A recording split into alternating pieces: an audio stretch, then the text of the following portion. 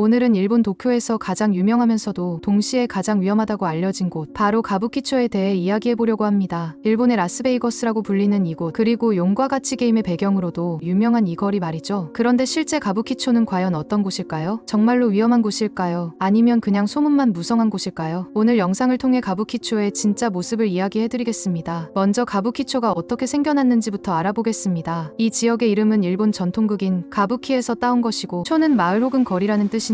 1940년대 중반 도쿄 대공습으로 잿더미가 된 도쿄를 재건할 때 이곳에 가부키 극장을 짓기로 계획했었죠. 그래서 가부키초라는 이름이 붙었는데 정작 가부키 극장 계획은 재정 문제로 취소되었습니다. 그러다 보니 가부키초라는 이름만 남고 실제로는 전혀 다른 방향으로 발전하게 되죠. 60년대와 70년대까지만 해도 학생들이 자주 찾는 대형 극장과 게임센터, 디스코장이 생겨나면서 건전한 밤 문화의 중심지였습니다. 그런데 80년대 후반 야간 유흥을 제한하는 법이 개정되면서 상황이 완전히 바뀌었죠. 건전한 상점들이 문을 닫고 그 자리에 호스트 클럽과 호스티스 클럽 같은 성인 대상 업체들이 들어서기 시작했습니다. 거기다가 이런 유흥업이 점점 더 크게 발달하면서 지금의 가부키초 정체성이 만들어진 것이죠. 가부키초의 가장 큰 특징은 바로 낮과 밤이 180도 다르다는 점입니다. 낮에는 그냥 평범한 번화가인데요. 수많은 음식점과 쇼핑몰이 있고 관광객과 현지 일본인들이 넘쳐나는 일반적인 거리죠. 그런데 해가 지고 밤이 되면 완전히 다른 모습으로 변합니다. 어른들의 거리라고도 불리는 이곳은 대부분의 업소들이 밤늦게까지 영업하기 때문에 밤이 없는 거리라고도 하죠. 밤이 되면 화려하기보다는 밤보다 어둡고 은밀한 장소로 바뀝니다. 그리고 진한 화장을 한 여성들이 가부키초로 모여들기 시작하죠. 거리에는 숫자와 일본어가 적힌 패널을 들고 서 있는 여성들이 1-2m 간격으로 줄 서 있는 모습을 볼 수 있는데, 들고 있는 패널에는 자신과 놀기 위해 소요되는 비용이 적혀 있습니다. 이분들은 자신의 시간을 팔기 위해 서 있는 것이죠. 많은 분들이 궁금해하시는 부분은 가부키초가 정말 위험한 곳인가 하는 것일 텐데요. 결론부터 말씀드리면 어디로 가야 하고 무엇을 주의해야 하는지만 안다면 비교적 안전한 편입니다. 사실 치안 자체는 괜찮은 편인데 황당하게도 이곳은 경찰이 아니라 야쿠자들이 치안을 유지했었다고 하죠. 일반적으로 일본 3대 야쿠자 조직 중 하나인 스미오시카이가 관리했다고 알려져 있는데, 일본 최대의 활락가이다 보니 이권이 대단히 크고 그만큼 손님들이 마음 놓고 즐기러 올 수 있게 해야 자신들에게도 이득이기 때문입니다. 지속적으로 손님들을 많이 끌어오려면 당연히 치안이 좋아야 하고, 괜히 사고가 터졌다간 손님이 끊기고 이곳으로 사람들이 오기 꺼려하게 된다면 큰 손해이기 때문에 오히려 이런 활락가가 치안이 잘 되어 있는 경우가 많기도 하죠. 하지만 2012년 폭력단 규제 강화 이후로 야쿠자 조직이 축출되면서 통제가 어려워졌다고 하는데요. 그래서 일부 지역에서는 오히려 무질서한 분위기가 증가하고 있고, 특히 관광객을 대상으로 한 범죄가 늘어나는 실정이죠. 그럼 가부키초에서 조심해야 할 것들에는 어떤 게 있을까요? 먼저 길거리 호객꾼들입니다. 몇 년 전부터 거리 호객 행위는 불법이 되었지만 여전히 가부키초 거리에는 값싼 술과 아름다운 여성을 제한하는 호객꾼들을 흔하게 볼 수 있죠. 하지만 이 사람들이 알려주는 정보는 대부분 거짓말이거나 오도하는 내용입니다. 거기다가 특히 흑인들은 저 멀리서 관광객이 오는 것이 보이면 길 한가운데를 딱 막고 서서 나이스 투 미츄 하고 악수를 청하는데, 이때 그의 손을 잡는다면 그때부터 본격적인 작업에 들어간다고 하죠. 그런 다음 이제 우리는 친구가 되었다며 국적을 묻는데, 이때 한국이라고 대답하는 순간 한국어가 되는 사람을 붙여주겠다거나 주변에서 듣고 있던 다른 호객꾼들까지 어눌한 한국어로 안녕하세요 하면서 붙잡기 시작한다고 합니다. 한번 잡히게 되면 그 광경을 지켜보던 다른 호객꾼들도 전부 붙잡기 때문에 곤란해질 수 있죠. 또한 가부키초에서 가장 위험한 건 바로 호스티스 클럽과 호스트 클럽입니다. 호스트는 여성 손님을 접대하는 남성, 호스티스는 남자 손님을 접대하는 여성을 가리키는데, 여러 만화나 애니메이션에서 호스트 또는 호스티스 클럽을 가볍게 묘사하고 있지만 이런 곳들은 잘못하면 굉장히 값비싼 대가를 지불해야 할 수도 있죠. 배려 깊은 태도와 아름다움을 겸비한 호스티스를 현대의 게이샤로 빗대어 이야기하는 사람도 있지만, 호스티스의 겉모습 뒤에는 경제적 이득을 취하려고 하는 진짜 동기가 숨어 있습니다. 호스티스가 고객에게 비싼 음료를 주문하도록 강요하기도 하고, 술 몇 잔과 대화가 오가는 동안 터무니없는 가격이 청구되는 일도 종종 있죠. 호스트 클럽도 마찬가지인데, 즐거운 분위기 속에서 여성에게 밤새도록 술을 권유해 매우 비싼 계산서를 들이미는 경우가 많습니다. 그리고 가부키초에서 조심해야 할 것은 흔히 볼 수 있는 보타쿠리, 즉 바가지 요금이죠. 현지인뿐만 아니라 관광객을 대상으로 고액 청구를 하는 술집이나 음식점이 존재하고, 이에 대한 피해 사례도 꾸준히 보고되고 있으며, 가부키초의 유명 거리인 고질라 로드에서조차 객사꾼에 주의하라는 방송이 나오지만 이를 간과한 방문객이 피해를 당하는 경우가 많습니다. 일부 업소는 가격표에 표시된 금액 외에 부당한 이유를 대며 바가지를 씌우기도 하죠. 대표적인 예로 세금이라는 명목으로 돈을 요구하는데, 심지어 일부 도라이 같은 업소는 세금만 7,000엔 가량 되는 돈을 요구하니 주의해야 합니다. 식당 같은 곳에 반찬이랑 물을 줬는데 마시고 나서 주문하려니 자릿세부터 얘기하는 경우도 있는데, 현지인들의 말에 따르면 물은 거의 서비스이니 마셨다고 어쩔 수 없이 없이 거기서 식사하지 말고 미안하다 하고 바로 나가는 걸 추천한다고 하죠. 또 최근 가부키초의 또 다른 문제로 떠오른 게 바로 토요코 키즈인데요. 토요코 키즈는 가정폭력이나 부모의 관심에서 벗어나 가출한 10대 아이들로 토우 시네마 앞에 모여있다는 것에서 시작되었죠. 아이들은 대부분 고등학생 이하의 10대 아이들이다 보니 아르바이트도 불가능하여 아저씨들에게 땡매매를 하거나 함께 모여서 틱톡을 찍으면서 시간을 보냅니다. 이런 비행 청소년들이 대로변에 옹기종기 모여서 스트롱제로나 에너지 드링크를 마시는 풍경도 자주 볼 수 있죠. 심지어 나이가 어린 중고생들이 스스로 땡매매를 한다거나 집단 패싸움, 노숙자 살땡 등 청소년 범죄가 터진 사례도 여럿 있었습니다. 토요코 키즈와 관련해 문제가 많이 터지고 방송에서도 몇 번씩 조명되자 결국 경시청이 2022년 12월부로 토요코 광장을 폐쇄해버리는 초강수를 둔 적이 있을 정도이죠. 이제 밤늦게 가도 더 이상 토요코들이 술 먹고 뻗어있거나 이상한 짓을 하는 광경은 보기 힘들어졌지만 그럼에도 그 안에 들어가서 이상한 짓을 하는 경우도 있으니 주의해야 합니다. 또한 근처에 땡약 거래가 상당히 자주 일어난다고 하니 웬만해서 그 일대에 수상한 사람들에게 눈길도 줘선 안 되죠. 그리고 가부키초에서 절대 들어가면 안 되는 곳들도 있는데요. 가부키초에 들어서면 무료 안내소라고 쓰여져 있는 가게들을 많이 볼 수 있는데 한국의 관광시설 입구에 있는 관광 안내소를 생각하면 안 됩니다. 무료로 안내해주는 게 관광 정보가 아니라 풍속업소 정보이기 때문이죠. 가부키초뿐만 아니라 일본의 번화가에는 비슷한 형태의 가게들이 있으니 괜히 무료 안내소라고 뭘 안내해주는가 궁금해서 들어가지는 말아야 합니다. 바가지 문제도 그렇고 해서 가부키초에서 뭔가를 먹거나 마시는 건 권장하지 않죠. 거기다가 심야 시간에 가부키초 외출을 자제하는 것도 필요합니다. 밤늦은 시간에는 가급적 혼자 이동하지 말고 여러 명과 함께 행동하는 것이 좋죠. 특히 대로변에서 조금만 골목으로 들어가면 미로 같은 골목에 갇혀 헤맬 수도 있기 때문에 그냥 큰 길로만 다니는 게 제일 좋습니다. 일본인조차 가부키초에 사는 사람이 아니면 미아가 되기 십상일 만큼 복잡하거든요. 골목길을 헤매다가 무슨 봉변이라도 당하면 핸드폰으로 경찰을 부르기도 쉽지 않다는 게 현실이죠. 그런데 가부키초에 큰 변화가 일어나고 있었는데요. 가부키초 한가운데 있던 신주쿠 코마극장이 철거되고 그 자리에 복합 인텔리전스 초고층 빌딩인 신주쿠 도우 빌딩이 들어서게 된 것이죠. 이 빌딩엔 도우 시네마 신주쿠와 함께 고급 비즈니스 호텔인 그레이서리 신주쿠가 들어와 있고 여러 고급 식당이 입주하고 있습니다. 그리고 무엇보다 빌딩 내에 고지라 헤드를 전시하거나 빌딩 외벽에 고지라 플래카드를 거는 등 가부키초의 새로운 랜드마크로 떠오르고 있죠. 이 건물 덕분에 국내외 관광객들의 출입이 크게 늘어 이전과 비교해 전반적으로 가부키초의 분위기가 밝아졌습니다. 그렇다고 가부키초의 생태계 자체가 완전히 바뀐 건 아니고 좀 더 깊이 들어가 보면 업소들의 살벌한 분위기도 여전하긴 하지만 이 빌딩 덕분에 조금씩 변화의 바람이 불기 시작하고 있었죠. 하지만 2018년경부터 갑자기 도우 빌딩 근처로 비행 청소년들이 몰리는 현상이 일어났고 외부적 요인으로 인한 불안까지 겹치면서 헛수고가 될 위기를 겪고 있습니다. 가부키초는 분명히 독특하고 매력적인 곳이지만 동시에 여러 위험 요소들도 존재하는 곳이기 때문에 이곳을 방문하시더라도 충분한 사전 정보와 주의사항을 숙지하고 방문하는 것이 좋을 것 같아요. 현재는 도우 빌딩과 같은 새로운 랜드마크를 통해 변화를 시도하고 있지만 여전히 해결되지 않은 여러 사회 문제들도 공존하고 있기 때문에 주의가 필요하죠. 만약 가부키초를 방문할 계획이 있으시다면 오늘 영상에서 말씀드린 주의사항들을 꼭 기억해 두시고 안전하게 일본의 독특한 문화를 경험해 보시기 바랍니다.